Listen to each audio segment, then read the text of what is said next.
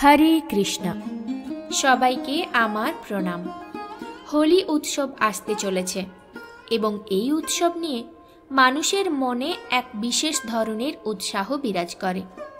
কিন্তু কিছু জায়গায় এটাও বিশ্বাস করা হয় যে রাতে হোলি পোড়ানো হয় সেই রাতে অনেক ধরনের নেতিবাচক শক্তি সক্রিয় হয় এবং অনেকেই নেতিবাচকতা বৃদ্ধি করার জন্য, কারো ক্ষতি করার জন্য বিভিন্ন তন্ত্রবিদ্যা করার প্রচেষ্টা চালায়।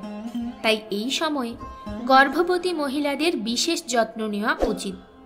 হোলি উদযাপন করা হয় খারাপের ওপর ভালোর জয়ের আনন্দের প্রতীক হিসেবে। প্রহ্লাদের ভক্তির সামনে হোলি কিভাবে পুড়ে ছাই হয়ে গেল এবং প্রহ্লাদের এক চুলও ক্ষতিগ্রস্ত হলো না, এর একটি আলাদা ভিডিও আমি বানিয়ে দিয়েছি, আপনারা অবশ্যই দেখে নেবেন। প্রতি বছর ভক্তির শক্তির প্রতীক হিসেবে হোলি জ্বালানো হয় এবং সেই কারণেই হোলির ছাই আপনার অনেক সমস্যার সমাধান করার শক্তিও রাখে। আসুন আমি আপনাকে কিছু খুব কার্যকর প্রতিকার এবং কৌশল বলি, যা পূর্বকালে ঠাকুমা দিদিমারা বলতেন, যা আপনাকে, আপনার সন্তানদের এবং আপনার পরিবারকে পুরোপুরি সুরক্ষিত করবে। প্রথম সতর্কতা যা গর্ভবতী মহিলাদের মাথায় রাখতে হবে তা হল, হোলি পোড়ানোর রাতে গর্ভবতী মহিলাদের চুল খুলে রাখা উচিত নয়। যেখানেই যান না কেন আপনি একটি ছোট্ট ক্লিপ পরতে ভুলবেন না। দ্বিতীয় সতর্কতা হল, হোলির দহনের দিন অর্থাৎ ফাল্গুন মাসের পূর্ণিমার দিনে কারো বাড়িতে অথবা কারো দেওয়া সাদা জিনিস খাওয়া এড়িয়ে চলা উচিত। যদি কেউ আপনাকে খুব বেশি জোর করে তাহলে আপনি সেটা রেখে দিন এবং তারপর ফেলে দিন। তৃতীয় সতর্কতা হলো, একটি কালো সুতো আপনার ইষ্ট দেবতার ধ্যান করে তাকে স্পর্শ করিয়ে তারপর আপনার হাতে অথবা পায়ে বেঁধে ফেলুন।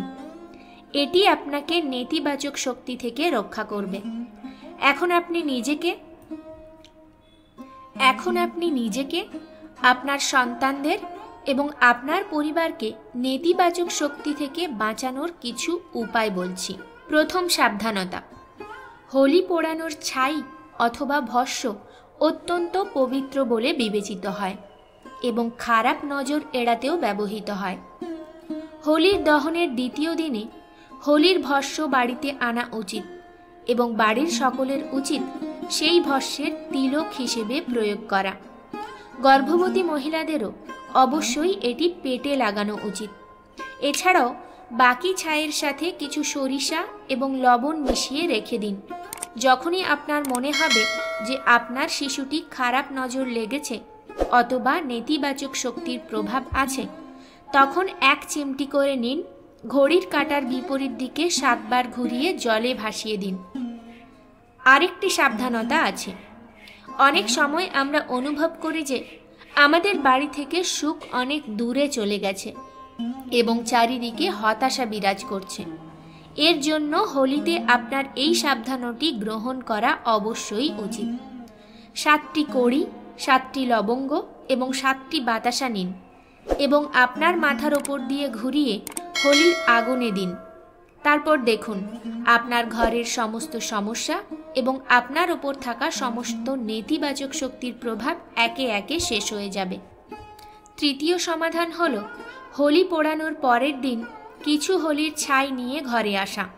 সেই ছাইতে কিছু সরিষার বীজ মিশিয়ে ঘরের চারপাশে ছিটিয়ে দেওয়া।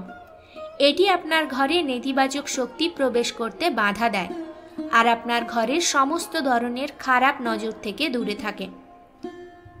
আশা করা যায় আগেকার দিনের বৃদ্ধ ঠাকুমা দিদিমাদের গৃহীত এই প্রতিকারগুলি আজও অনেক মা এবং অনেক পরিবারের জন্য উপকারী বলে প্রমাণিত হবে এবং সর্বত্র কেবল সুখ এবং সুখ থাকবে।